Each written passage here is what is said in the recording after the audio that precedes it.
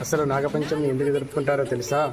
ఒకసారి దేవతలు రాక్షసులు కలిసి అమృతం కోసం సముద్ర మదనం చేసినప్పుడు ఒక పామును తాడులా ఉపయోగిస్తారు. అప్పుడు ఒక భయంకరమైన విషయం బయటకొస్తుంది. ఆ విషయం ప్రపంచమంతా వ్యాపించక ముందు శివుడు ఆ విషయాన్ని తాగి తన కంఠంలో నింపుకుంటాడు. అందుకే శివుణ్ణి నీలకంఠేశ్వరుడు అని అంటారు.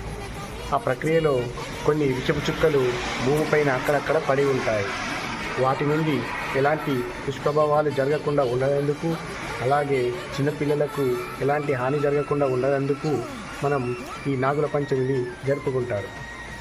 అలాగే పురాణాల ప్రకారము పాముల నుంచి ఎలాంటి హాని జరగకుండా ఉండడానికి కానీ, మరి సంతానం కోసం కూడా ఈ నాగుల చవితిని జరుపుకుంటారు.